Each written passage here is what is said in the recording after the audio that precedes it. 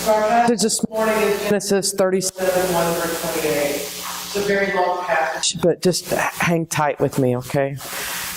Jacob settled in the land where his father had lived as an alien, the land of Canaan. This is the story of the family of Jacob. Joseph, being 17 years old, was shepherding the flock with his brothers. He was a helper to the sons of Bilhah and Zilpah, his father's wife. And Joseph brought a bad report of them to their father. Now Israel loved Joseph more than any other of his children, because he was the son of his old age, and he had made him a long robe with sleeves.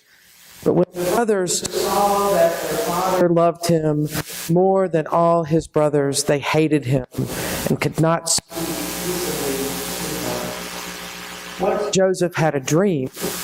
When he told it to his brothers, they hated him even more. He said to them, "Listen to this dream that I had. There we were binding sheaves in the field. Suddenly my sheaf rose and stood up, and your sheaves gathered around it and bowed down to my sheaf." His brothers said to him, "Are you indeed to reign over us? Are you indeed to have dominion over us?" So they hated him even more with his dreams and his words. He had another dream and told it to his brothers, saying, "Look, I've had another dream. The sun, the moon, and the 11 stars were bowing down to me." But when he told it to his father and to his brothers, his father rebuked him and said to him, "What kind of dream is that you have had? Shall we indeed come, I and your mother and your brothers, to the ground before you?" So his brothers were jealous of him, but his father kept the matter in mind. Now his brothers went to pasture their father's flock near Shechem, and Israel said to Joseph, "Are not your brothers pasturing the flock at Shechem? Come, I will send you to them." He answered, "Here I am." So he said to him, "Go now, see if it is well with your brothers with the flock, and bring word back to me." So he sent him from the valley of Hebron. And he came to Shechem, and a man found him wandering in the fields, and the man asked him, "What are you seeking?" "I'm seeking my brothers," he said. "Tell me, please, where they are pasturing the flock." The man said, "They have gone away, for I heard them say, 'Let us go to Dothan.'" So Joseph went after his brothers and found them at Dothan. They saw him from a distance. Before he came near them, they conspired to kill him. They said to one another, "Here comes this dreamer. Come now, let us kill him and throw him into one of the pits. Then we shall say that a wild animal has devoured him, and we shall see what will become of his dreams." But when Reuben heard it, he delivered him out of their hands, saying, "Let us not take his life." Reuben said to them, "Shed no blood. Throw him into this pit here in the wilderness, but lay no hand on him, that he might rescue him out of their hand and restore him to his father." So when Joseph came to his brothers, they stripped him of his robe, the long robe with sleeves that he wore, and they took him and threw him into a pit. The pit was empty. There was no water in it. Then they sat down to eat, and looking up, they saw a caravan of Ishmaelites coming from Gilead, with their camels carrying gum, balm, and resin on the way to carry it down to Egypt. Then Judah said to his brothers, "What profit is it if we kill our brother and conceal his blood? Come, let us sell him to the Ishmaelites and not lay our hands on him, for he is our brother, our own flesh." And his brothers agreed. When some Midianite traders passed by, they drew Joseph up, lifting him out of the pit, and sold him to the Ishmaelites for 20 pieces of silver. And they took Joseph to Egypt. This is the word of the Lord. Thanks be to God. If you would, please pray with me. Gracious and loving God, may the words of my mouth, meditations of all of our hearts, be acceptable to you this day, our rock and our Redeemer. The story of Joseph is one of the last epic stories in the book of Genesis. It segues into the story of Moses, the Israelite people, and their time in Egypt.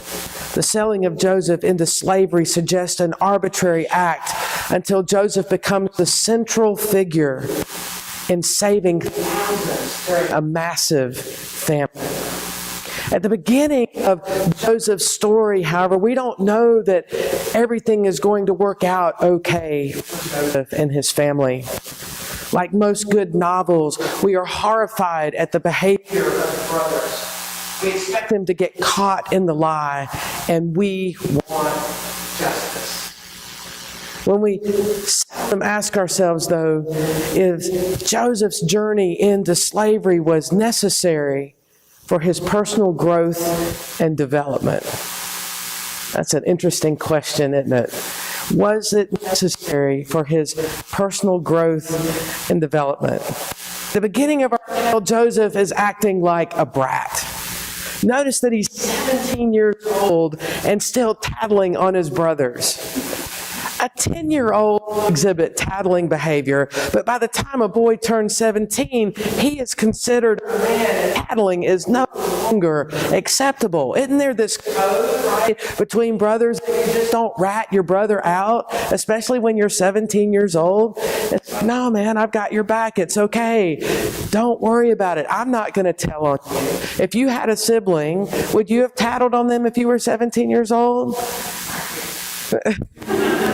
I guess some just don't know the code. Anything that Joseph's brothers did that was even a little out of line was reported directly back to Jacob. Joseph's brothers couldn't breathe under the scrutiny. They had become so angry and bitter. When they saw him at a distance, they immediately started plotting to kill him. Now, isn't that kind of ironic? I guess I thought about killing my brother once or twice, but not over this. Have you ever considered the implications of this story? Imagine if even one of the brothers had decided to double-cross the others and kill Joseph instead of selling him into slavery. The rest of the story would be just a moot point. No one would have survived. I want you to think about this for a second. No one would have survived. When the famine threatened, most likely they would have been turned away from Egypt.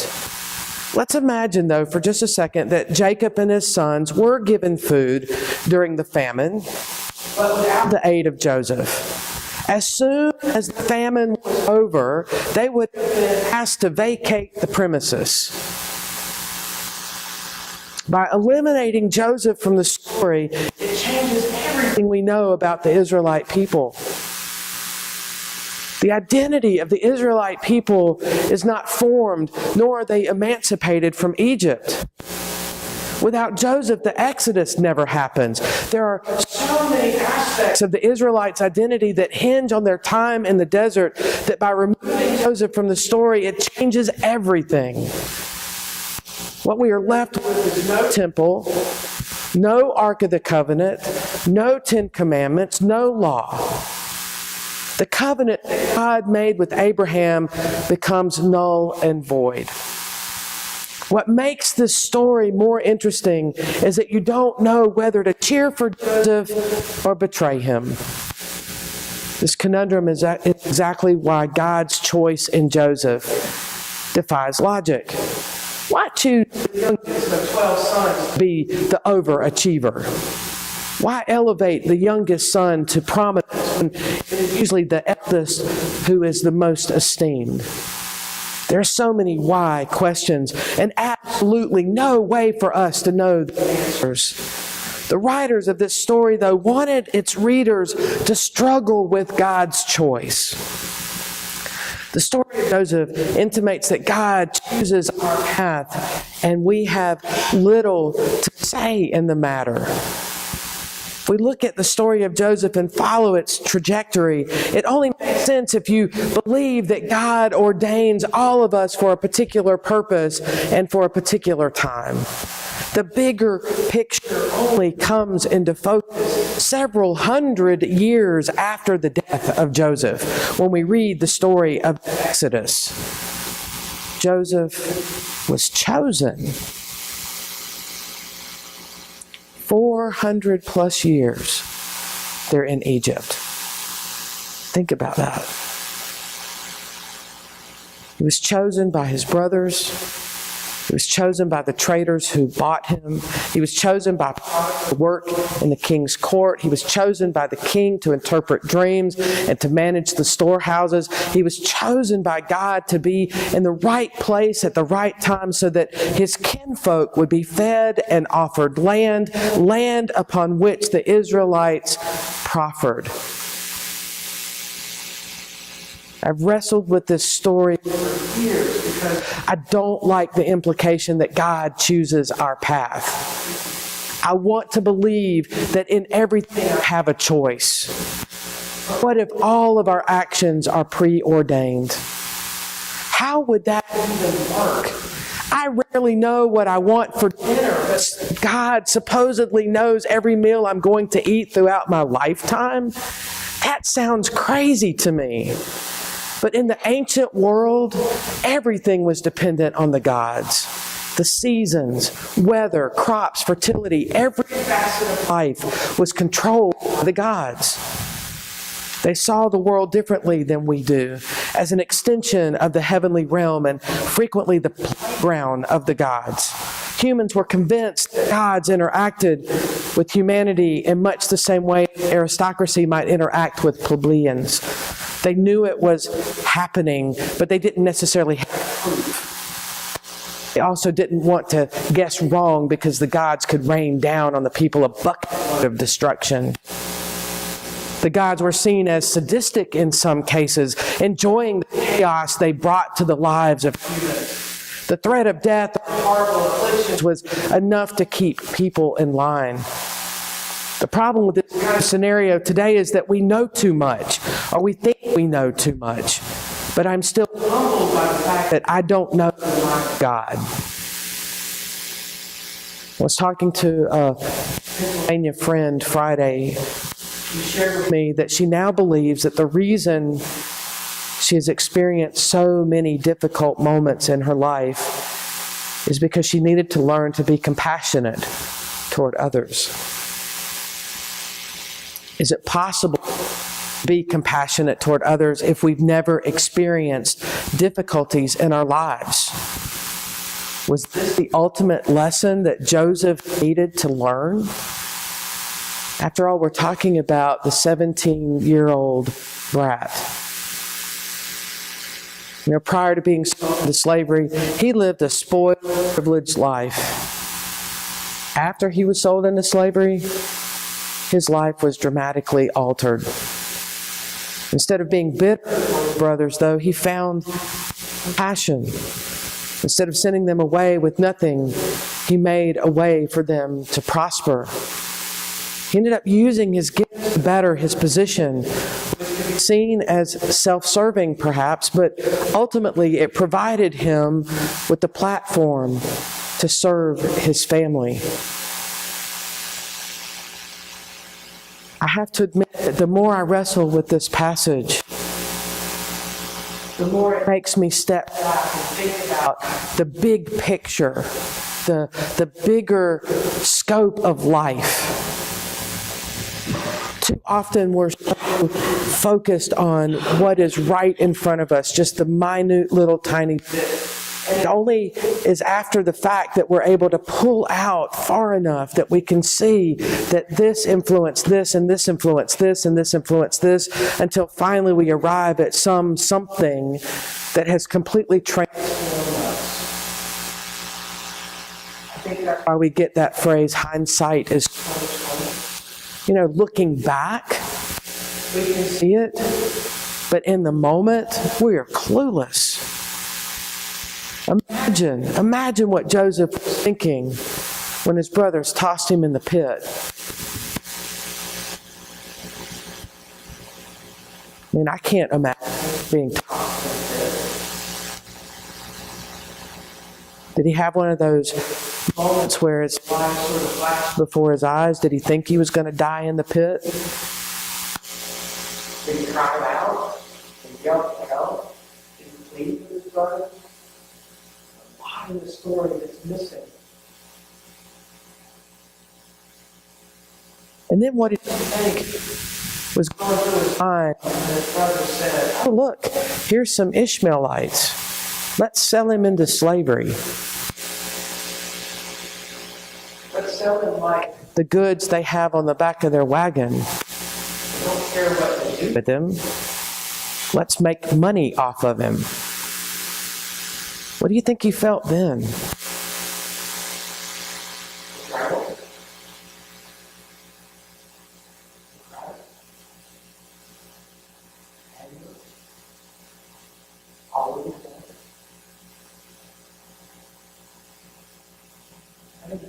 It was the Ishmaelites that ended up taking him, as in the second branch of Abraham.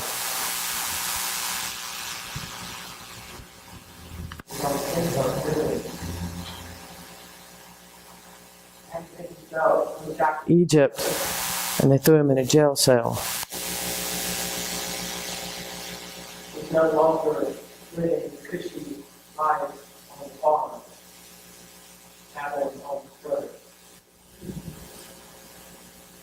Now reality is setting in. The story doesn't stop there. And that's what's so fascinating.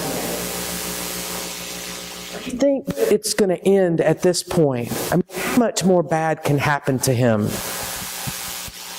But see, we're introduced right at the beginning of the story with a special gift that God has given Joseph, and that is the gift of dreams.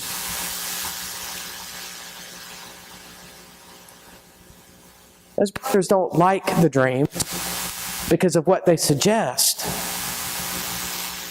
But this gift is ultimately what saves Joseph's life, what saves his brother's life, his father's life, and what allows the Israelite people to settle down in a country that is not their own and to prosper for 400 plus years. Because if you think about it, the Israelite people as a collective aren't even an Israelite people until after they have spent time in Egypt. We forget that. Jacob and his sons, they're the ones who become the 12 tribes of Israel. But not until after about 400 plus years. Egypt. This idea that Joseph serves a greater purpose, Joseph facilitates something that could not have otherwise been facilitated, is a lesson for all of us. What purpose has God called you to? What are you supposed to fulfill in your scheme of things? Sometimes I think the decisions that I make are so random. But 6 months, a year, 2 years, 5 years down the road, they're not. It's weird, it's eerie, it's freaky.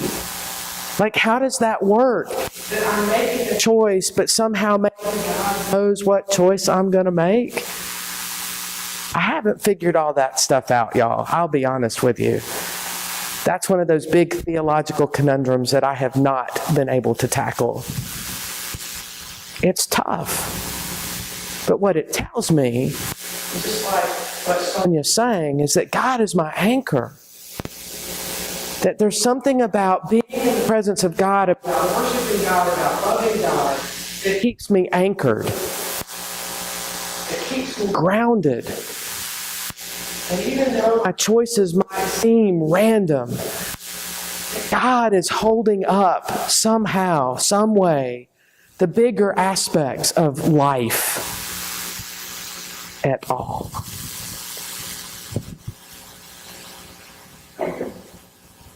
I wish I knew the secrets of the universe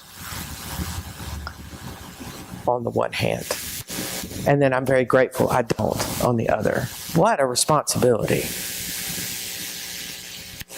I would not like to decide the fate of millions and millions of people.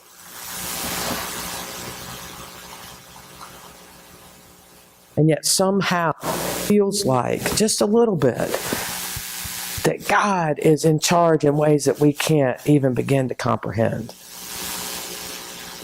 I think we've all had it, those God moments when we say, wow, this is a God moment. God showed up.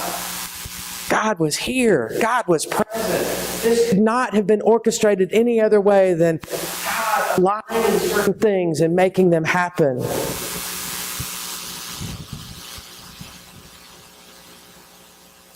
And I believe that every time I'm allowed to be as compassionate as I would like to be, that comes from God too. And yeah, I think that people who've been through some stuff kind of get compassion a little bit more than others.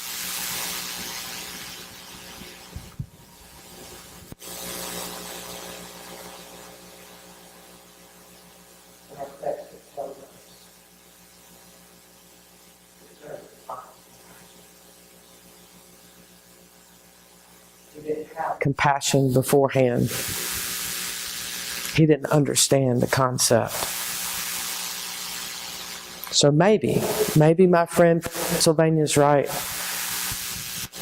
Maybe all the things that we go through, that it's God's way of helping us understand how to be compassionate towards others. That because of our own understand the challenges of others. Whatever God's plan is, however God is working things out on the bigger cosmic plane, I hope that we make a decision, a very intentional decision, to plug into that, to be connected to that, to seek God's will in everything that we do. Maybe, just a little bit, that the seemingly random choices we make are actually the choices God is going to do all of. Amen.